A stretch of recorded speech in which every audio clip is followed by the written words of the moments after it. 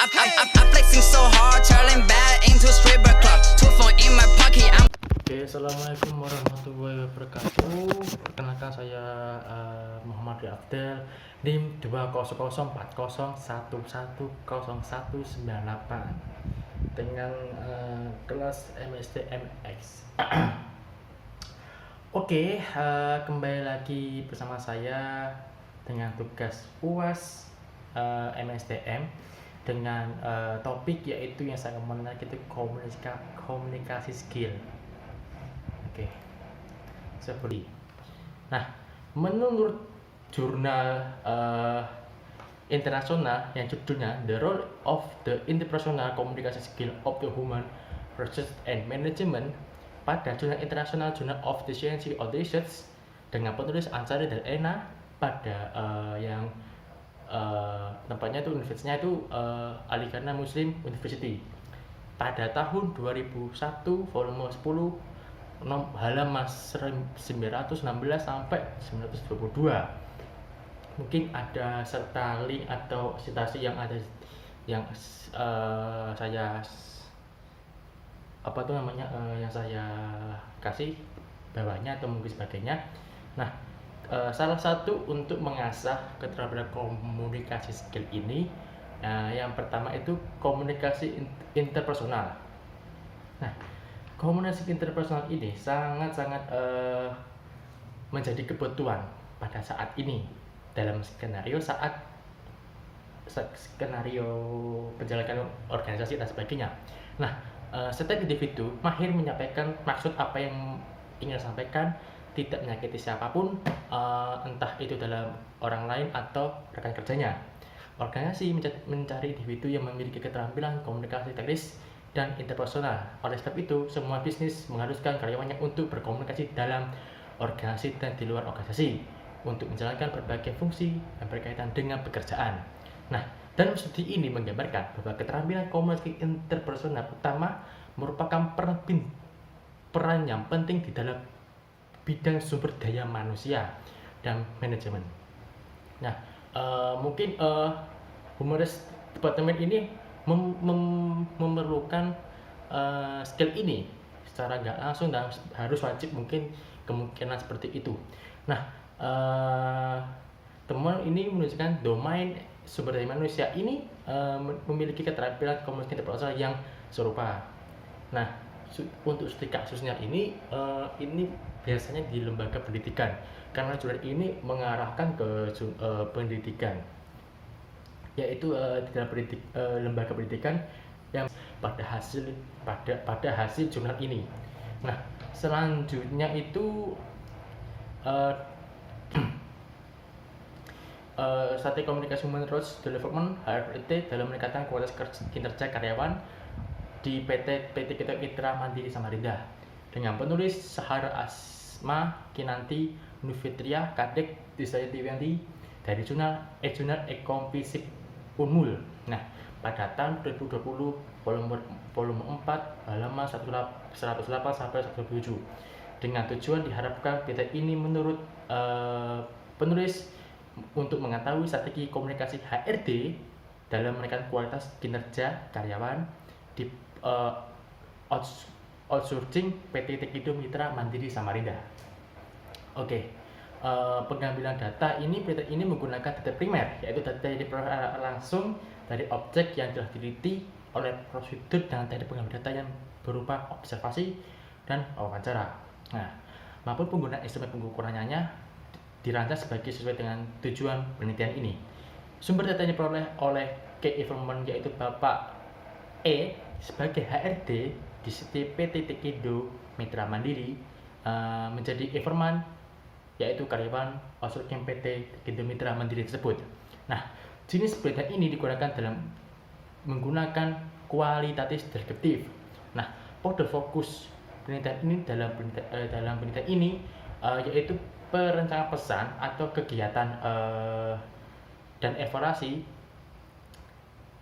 Hasil ini menunjukkan bahwa strategi komunikasi Human Resource Development atau HRD ini terdapat peningkatan kualitas kerja karyawan ini dinilai telah cukup baik Hal ini terbukti dari indikator-indikator strategi komunikasi yang telah dilakukan oleh perusahaan tersebut. Perencanaan disusun HRD mencakup seluruh kegiatan perusahaan. Pesan yang disampaikan dapat diterima oleh karyawan dengan secara langsung maupun tidak langsung. Nah, kegiatan yang diagenda berupa pelatihan dan meningkatkan pengetahuan ini, kemampuan dan pemahaman karyawan dapat dievaluasi secara berkala. Untuk mencapai komunikasi yang lebih efektif, sebuah perusahaan tentunya akan dilandasi dengan memiliki sumber daya manusia yang berkualitas juga. Nah, proses pada yang dilakukan oleh para SDM ini dalam organisasi ini, khususnya HRD, itu merupakan salah faktor yang penentu untuk mencapai organisasi efektif. Development atau HRD harus mampu untuk menetapkan posisi komunikasi yang ditetapkan sebagai sifat yang terbuka dan tidak ada disembunyikan atau maupun ditutupi berkaitan perihal kerja dan perihal perusahaan. Gunanya kepentingan kemajuan bersama. Meskipun komunikasi terbuka belum tentu memberikan jaminan, namun untuk perusahaan, HRD ini juga harus melibatkan memahami dan menindaklanjuti kondisi yang dihadapi karyawan di lingkungan kerjanya. Kendali demikian, apabila HRD ini melakukan hal yang di atas sesuai komunikasi yang terbuka dan semua pihak, maka dapat meningkatkan kualitas kinerjanya. Hal ini terjadi karena ada komunikasi yang interpersonal dan terbuka. Nah, karyawan akan mendapat informasi yang lengkap dan melaksanakan pekerjaan akan memengaruhi pada peningkatan motivasi karyawan dan tingkat kualitas karyawan jadi baik. Nah, perusahaan jasa pada umumnya mempunyai harapan memiliki kualitas kerja yang lebih tinggi dari perusahaan yang lainnya.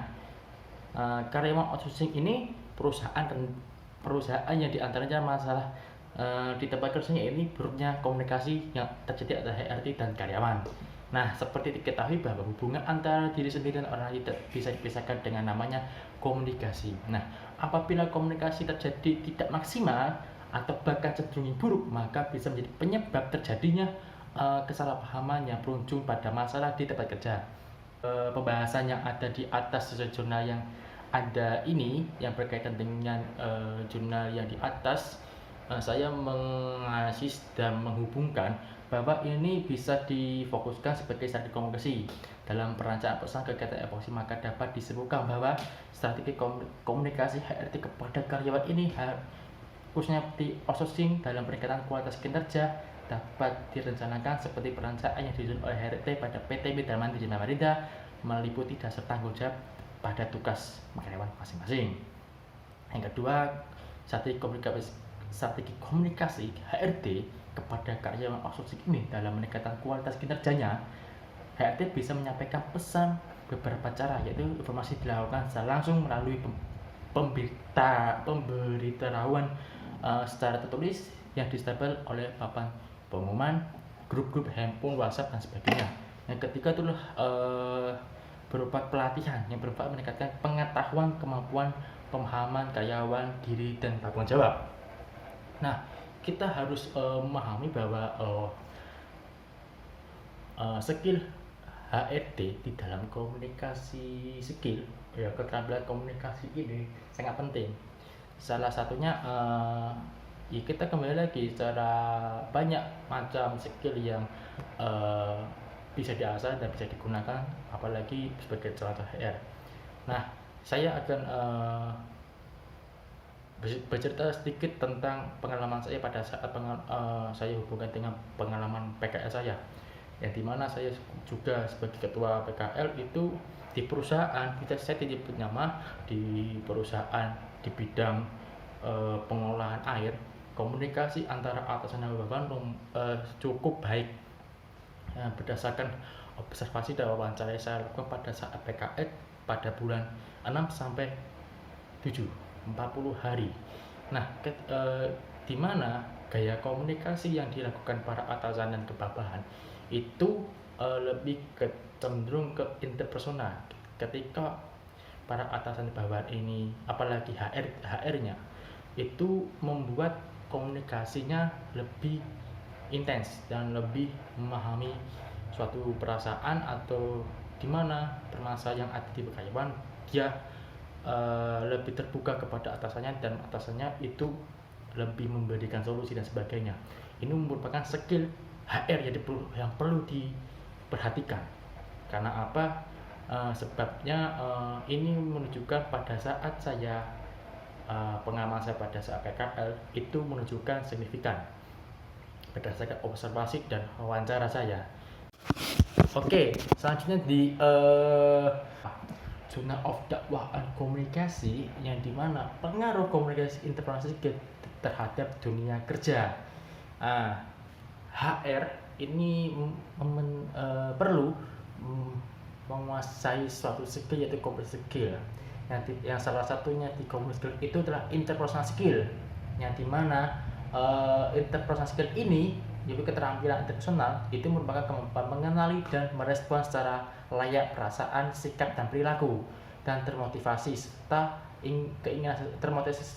termotivasi keinginan seseorang. Nah, kemampuan ini sangat perlu diperlukan karena di dalam kehidupan sehari tidak mungkin manusia tidak berbuat dengan orang lain. Nah, terutama ketika seseorang melakukan aktivitas dalam sektor yang formal, misalnya dalam bekerja, dan lebih penting lagi ketika aktivitas kerja seseorang merupakan berhubungan secara langsung dengan orang lain, yang dimana sebagian besar kegiatannya merupakan kegiatan komunikasi interpersonal. Nah, agar komunikasi dapat berjalan lancar, maka dibutuhkan keahlian dalam berkomunikasi atau komunikasi skill. Nah, tidaklah semua orang memiliki komunikasi skill. Banyak orang berkomunikasi hanya mengandalkan gaya yang dipakai sehari-hari. Mereka menganggap berkomunikasi yang mereka pakai sudah benar. Padahal kalau dicermati masih banyak kesalahan di dalam berkomunikasi tersebut. Skill atau keterampilan interpersonal merupakan kecakapan atau keterampilan yang dimiliki oleh seseorang dalam hubungannya dengan orang lain. Kecakapan atau keterampilan ini untuk berkomunikasi baik secara verbal maupun non-verbal dalam dunia pekerjaan. Maka interpersonal skill ini dapat dikaitkan dengan kemampuan seseorang secara efektif untuk berinteraksi dengan orang lain maupun dengan rekan kerja, seperti mendengar yang baik, menyampaikan pendapat secara jelas, dan bekerja dalam satu tim. Nah,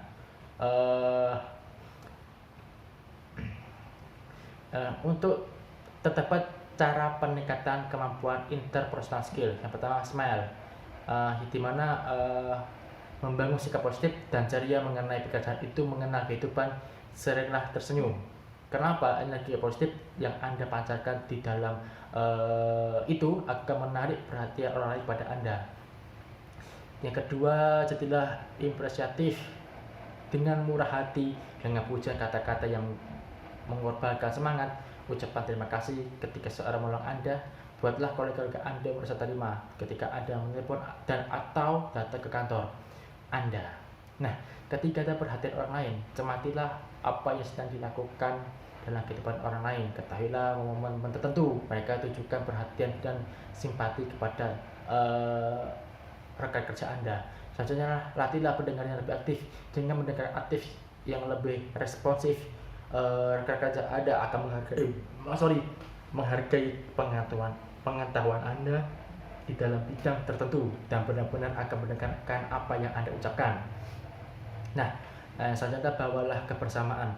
Ketika Anda membuat pernyataan atau pengumuman, pastikanlah bahwa Anda telah dimengerti oleh rekan kerja Anda dan melihat Anda sebagai seorang yang solid dan fair.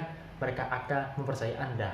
Yang selanjutnya adalah menangani konflik-konflik di dalam tersebut. Ambillah langkah-langkah yang tepat jika rekan kerja Anda sedang bercekcok dengan permasalahan personal dan maupun profesional. Aturlah mereka kedua pihak duduk bersama dan mengatasi perbedaan yang mereka akan konflik tersebut. Selanjutnya, komunikasi yang jelas.